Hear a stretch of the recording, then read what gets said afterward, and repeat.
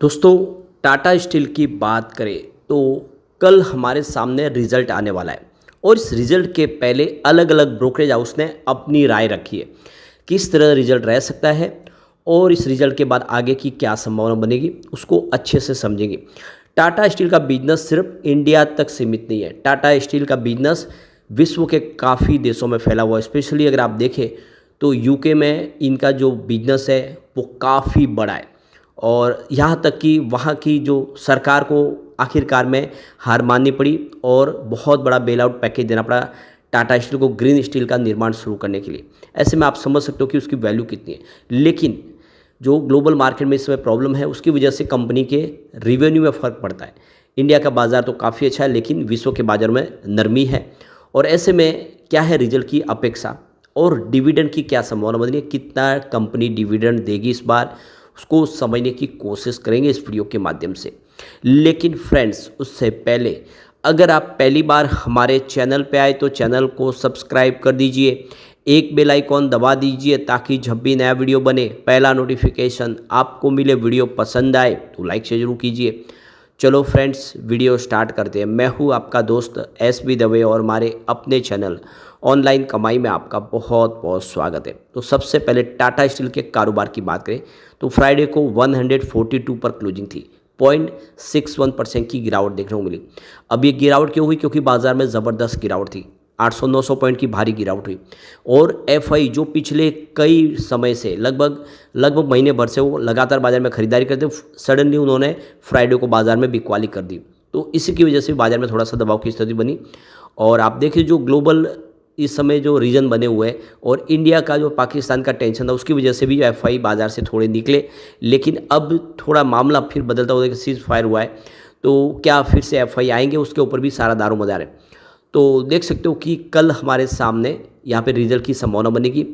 तो ये देख सकते हो टाटा स्टील को लेकर यहाँ पे एक अंदाज़ा लगाया गया कि कंपनी का जो कंसोलिडेशन प्रॉफिट है वो 73% बढ़ सकता है और 1060 करोड़ के आसपास रह सकता है।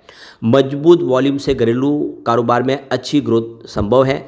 Q4 में डिलीवरी 6% बढ़कर 5.6 मेट्रिक टन तक रही है और घरेलू कारोबार का एबिटाडा है वो 9 से लेकर 13% तक बढ़ता हुआ दिखाई दे रहा है। अंदाज़ा ये लग रहा है। तो जो लागत घटने से एबिटाडा जो टर्न है उसको सपोर्ट संभव है। टाटा स्टील यूके में भी एबिटाडा घाटा है वो जारी रह सकता है लेकिन उसमें कमी आ सकती है। नीदरलैंड के कारोबार में एबिटाडा ब्रेक इवन संभव है। तो एक तरह से यहाँ पे एक जो रिजल्ट है इस बार बेहतर रहने की उम्मीद दिखाई दे रही है।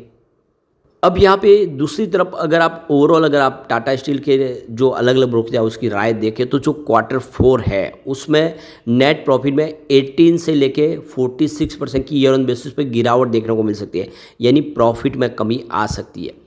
तो यहाँ पे जो बॉटम लाइन रेंज है वो 459 करोड़ से 1399 करोड़ के आसपास रहने की उम्मीद है। दूसरी तरफ रिवेन्यू में भी इस बार कमी की उम्मीद जता रहे हैं। जो ब्रोकरेज हाउस है उनका कहना है कि 3.2 से लेकर 9% यहाँ पे रिवेन्यू में कमी आ सकती है, यानी जो रिवेन्यू है वो 53,212 करोड़ से लेकर 56,806 करोड़ के आसपास रह सकता है। तो यहाँ पे नौमा की तरफ से जो अंदाज़ा लगाया गया कि इस बार टाटा स्टील का जो प्रॉफिट आफ्टर टैक्स है वो 990 करोड़ के आसपास रह सकता है, जिसमें 18% की ईयर ऑन बेसिस पे डिक्लाइन देखने को मिल सकती है, लेकिन 119% की क्यू ऑन क्यू बेसिस पे जंप देखने को मिल सकती है। जो रिवेन्यू है वो 53,440 करोड़ के आसपास रह सकता है, जहाँ पे ईयर ऑन बेसिस पे 9% की डिक्लाइन देखने को मिल सकती है और क्वार्टर ऑन क्वार्टर बेसिस पे 0.4% की डिक्लाइन देखने को मिल सकती है।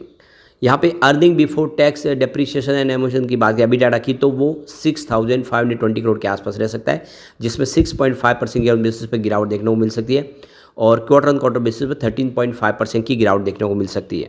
तो दूसरी तरफ अगर हम यस सिक्योरिटीज़ की बात करें तो उनके हिसाब से प्रॉफिट आफ्टर टैक्स जो है वो 459 करोड़ के आसपास रह सकता है, जहाँ पे 17% की ईयर बेसिस पे डिक्लाइन देखने को मिल सकती है और यहाँ पे 55% की क्यू ऑन क्यू बेसिस पे वृद्धि देखने को मिल सकती है। नेट सेल्स की बात करें तो वो 53,212 करोड़ के आसपास रह सकता है, जहाँ पे ईयर ऑन बेसिस पे 9% की जंप देखने को मिल सकती है और यहाँ पे क्यू ऑन क्यू बेसिस पे 0.8% की गिरावट देखने को मिल सकती है। एबिटाडा की बात करें तो यह 6,383 करोड़ के आसपास रह सकता है, जिसमें 3.3% की ईयर ऑन बेसिस पे गिरावट देखने को मिल सकती है, लेकिन 8.1% की क्यू ऑन क्यू बेसिस पे वृद्धि देखने को मिल सकती है। तो यस सिक्योरिटीज़ का कहना है कि जो यूरोपियन ऑपरेशंस है वहाँ पे दबाव की स्थिति बन सकती है, जिसकी वजह से थोड़ा सा रिजल्ट इस बार दबाव की स्थिति में आता हुआ दिखाई देगा।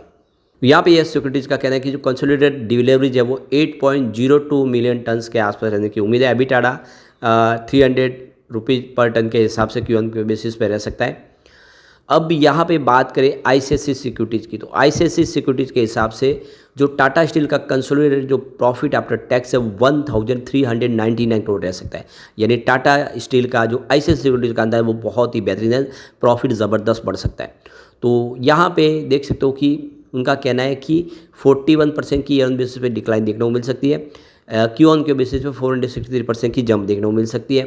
रेवेन्यू की बात तो 56,806 करोड़ के आसपास रह सकता है, जहाँ पे 3.2% की डिक्लाइन देखने को मिली ईयर ऑन बेसिस पे और 6% की ईयर ऑन बेसिस पे जंप देखने को मिल सकती है। एबिटाडा की बात करें 6,509 करोड़ के आसपास रह सकता है, जिसमें 1.4% की गिरावट हो सकती है ईयर ऑन बेसिस पे और 10% की वृद्धि हो सकती है क्यू ऑन क्यू बेसिस पे।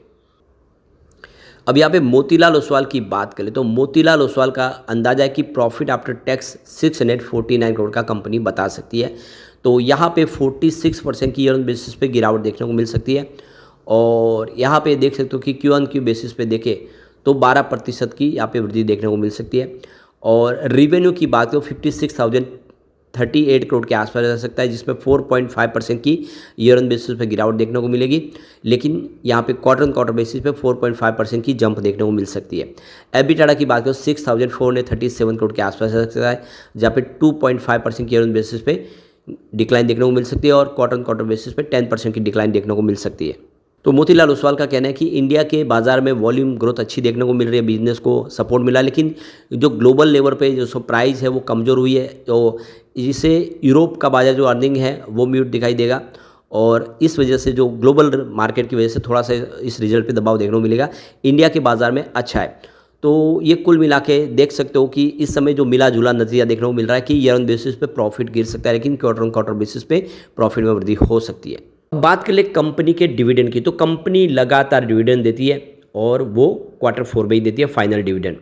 तो मई 2021 की बात करें तो कंपनी ने 25 रुपीज़ पर शेयर डिविडेंड दिया था और उसके बाद अगर बात करें 4 मई 2022 की तो कंपनी ने 51 रुपीज़ पर शेयर डिविडेंड दिया था।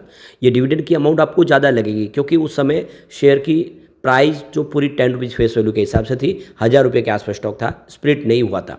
तो ये डिविडेंड आपको स्प्लिट के पहले का है नहीं 51 रुपीज़ यानी 10 शेयर के हिसाब से, तो वो डिविडेंड अगर आप उसको काट देंगे स्प्लिट के बाद देखेंगे 1 रुपये की फेस वैल्यू के हिसाब से तो 5 रुपये के आसपास बनता है। उसके बाद अगर हम बात करें मई 2023 की, वो स्प्लिट के बाद का डिविडेंड है तो ये 3.60 रुपीज़ दिया है, यानी आप देख सकते हो कि 3.5 रुपये के आसपास डिविडेंड दिया है। और बात करें 29 मई 2024 के पिछले साल की तो वो भी 3.60 रुपीज़ डिविडेंड दिया है। तो इससे एक मोटा अंदाज़ा लग रहा है कि इस बार भी डिविडेंड 3.5 रुपये के आसपास रह सकता है, हो सकता है कुछ बढ़े। एक अंदाजा है कि इतना डिविडेंड मिले, लेकिन डिविडेंड अब मिल जाएगा, ये बात पक्की है। तो आप देख सकते हो इसके लिए आगे आने वाला समय काफ़ी बेहतर रह सकता है। स्टॉक उतना कोई ज़्यादा बड़ा तेज़ी से बड़ा भी नहीं है, करेक्ट हुआ है, लेवल अच्छा है, आने वाले समय संभावना काफ़ी पॉजिटिव दिखाई दे रही है और कल रिजल्ट का हमें इंतजार करना होगा। जो भी रिजल्ट आएगा उसको हम जरूर डिस्कस करेंगे। लेकिन फ्रेंड्स, कोई भी इन्वेस्टमेंट करने से पहले अपने फाइनेंशियल एडवाइजर से एडवाइस ले ले या अपना खुद का रिसर्च करें, क्योंकि मैंने वीडियो आपके एजुकेशनल पर्पज़ के लिए ही बनाया। वीडियो पसंद आए तो लाइक से जरूर कीजिए और चैनल को सब्सक्राइब कर दीजिए। Thank you friends.